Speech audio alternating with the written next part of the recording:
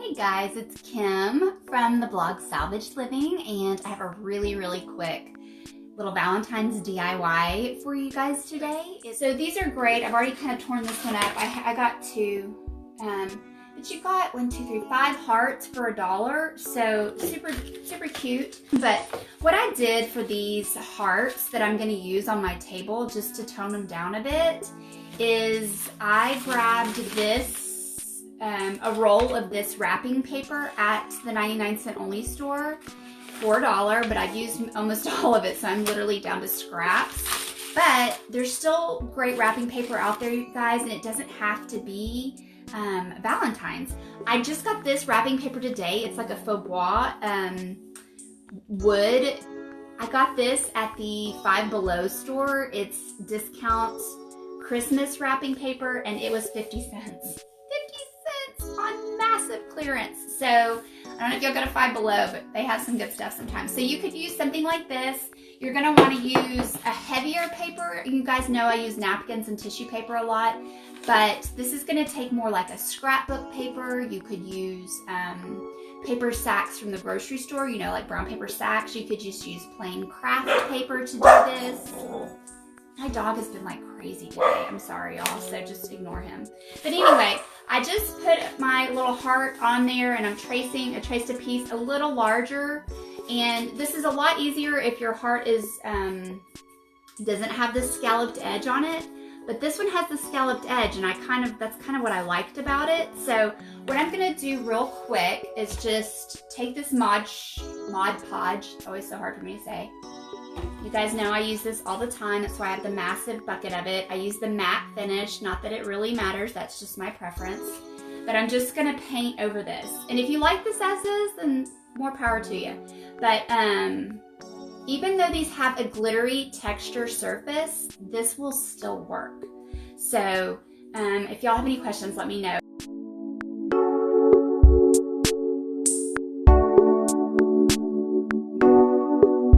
So literally I just glued that paper on this front side of this. And if you want to make these double-sided, that's a great idea to do if you're going to hang them on a banner or a mantle or something like that where you might catch both sides of them. But I just did the front side, okay guys? So the next thing is you kind of want this to dry. It's a little easier if you let it dry. So if you're gonna do all of them, just cut them all out, glue them all down, go do something else and come back and let these dry because you don't want that wet, glue on there. So anyway, the next thing you're gonna do is once they're dry, you just kind of trim it as close as you can, to the edge. But you're gonna take some sandpaper. And if you have a sanding block, you know what I mean, like a little sanding block, then that would work too and probably be pretty easy. But you're just gonna like brush down on the edges of this and just rough up the edges.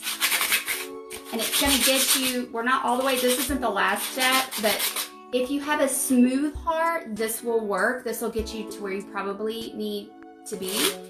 But this, if you just do this real quick on the outside, it's gonna kind of tear that paper and file it down to the edge for you.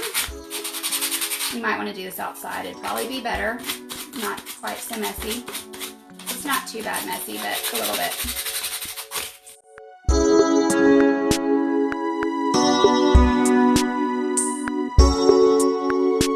So now I have my heart, and you can see that it's not all the way scalloped like I want it to show.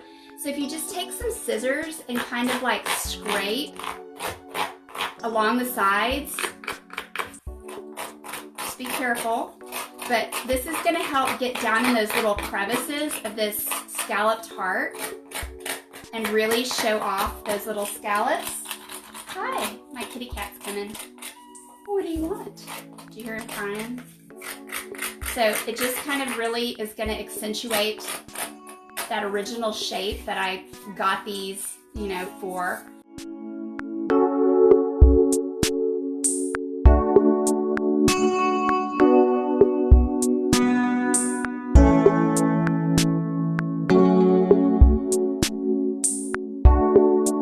y'all see the scalloped edges?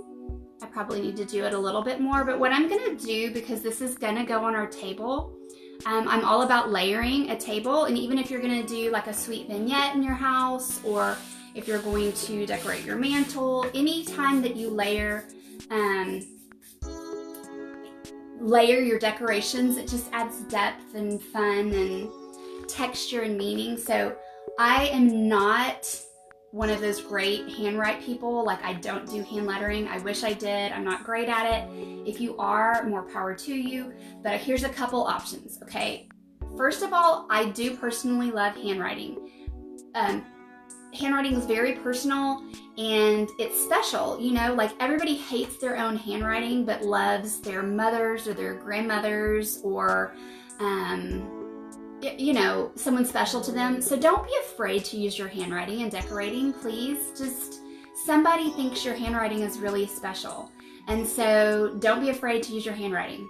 But if you're still gonna want like a little more perfection going on, you could get stamps, like letter stamps. You could do stencils. You could work on your hand calligraphy. Maybe you hand letter. My daughter actually does it pretty good, way better than I do, so I should probably get her to do this, but I'm just going at it with a Sharpie, people. Like, I don't have time for all that. I'm just all about, like, let's just get her done, you know? So I'm gonna do my best to kind of write. But look, I'm just gonna write my daughter, like, this is my daughter's name, May, and I'll do this for everyone in my family, and this is gonna be part of our little tablescape. You'll see it's part of my layering package that goes on our Valentine's table. So super easy. I feel like this is a lot more my style, just with the brown paper. It's not so glittery, and you know, it doesn't look as store-bought, and I love to work with cheap supplies. And so I hope this gives you an idea. Seriously, like, if you strung these up it would be the prettiest banner. And like I said, there's a million different things you could use. Use cute scrapbook paper or just brown paper, whatever you want.